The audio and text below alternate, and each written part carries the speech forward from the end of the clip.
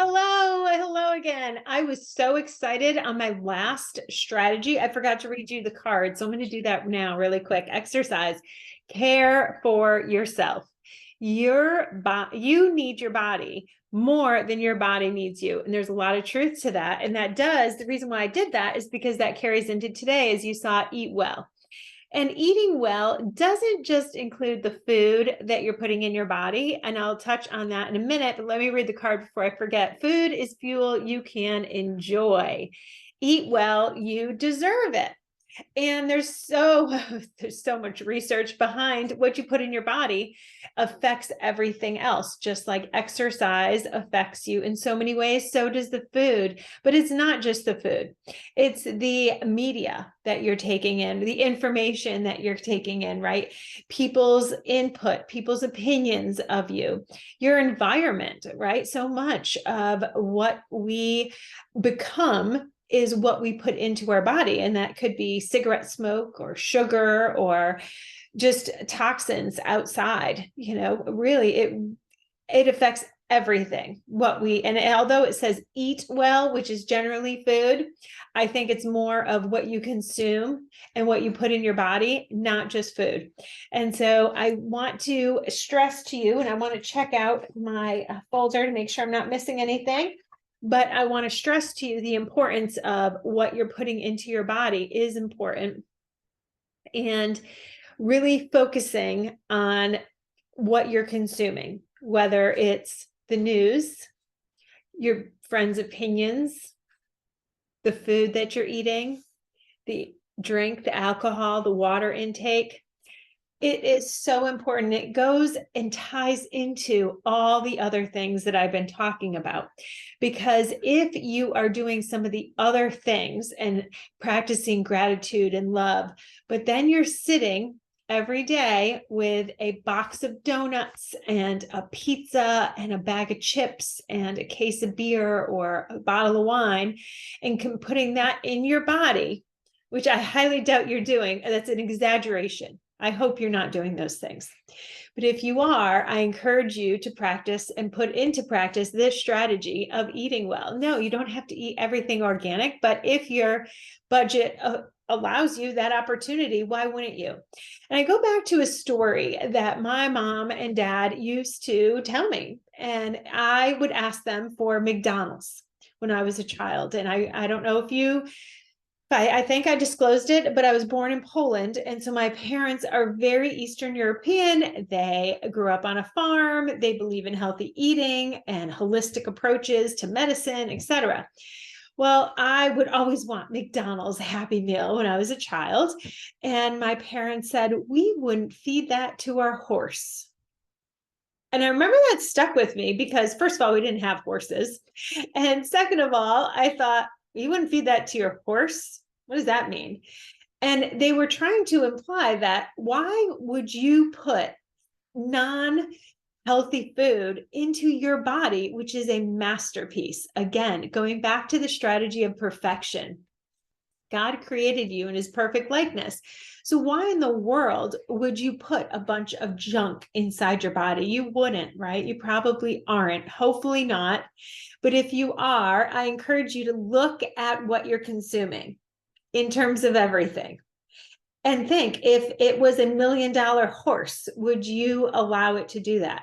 If it was $1,000 dog or pet or whatever, your child, would you encourage your child to have the same diet as you're having? Think about that and write it down.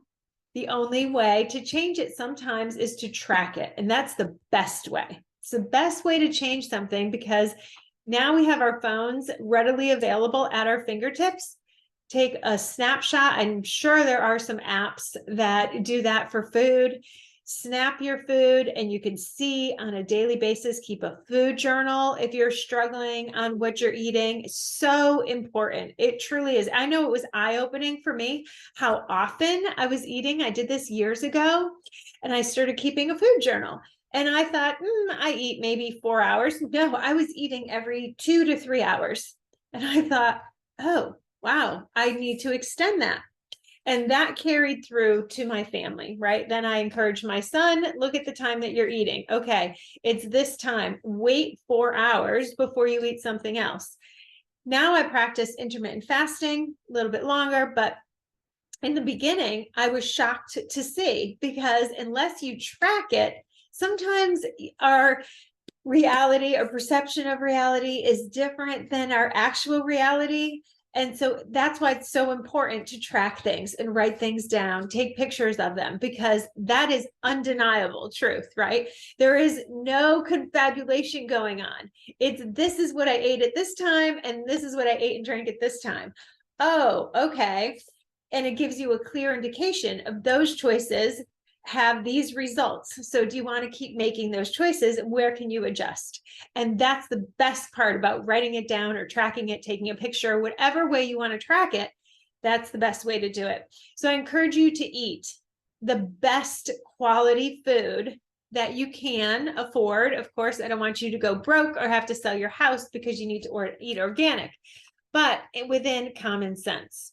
And please go out there and encourage others. And you do that by your choices.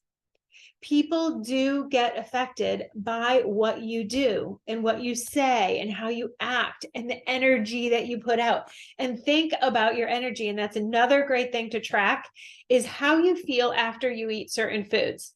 So if you go out and you go to a burger place and you order burger and fries and a soda, and then you go into a food coma, or you end up in the bathroom. I have a hard time sometimes with fried foods because it sends me too much information, right? But it definitely doesn't do well in my stomach. The oils or something, I'm not used to it, and it doesn't do well. So I thought about it the first or second time it happened. I thought, oh, it has to be the food. That's the only difference. And sure enough, that's what it was. But you have to pay attention. Again, that's the mindfulness piece, right? Pay attention. Why is this happening? Why am I getting a headache? Go back to the cause rather than just taking 2 Tylenol or Pepto-Bismol or whatever it is. Putting a Band-Aid on the problem isn't going to work for most problems. Go back to what's causing the problem and try to find a solution for that. All right. So thank you for watching. I hope you eat something wonderful today, and go ahead and comment me. Comment. I love to eat. Right now we're in fall, so my favorite fall food is pomegranate seeds. I know, crazy, right? I just love pomegranates and pomegranate seeds, pomegranate juice. So delicious, in my opinion.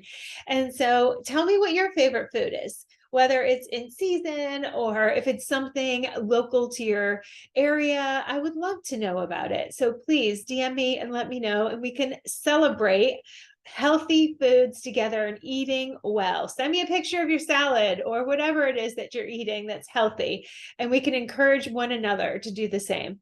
Thank you. Much love to you. And that is 51. And I will see you on the last strategy.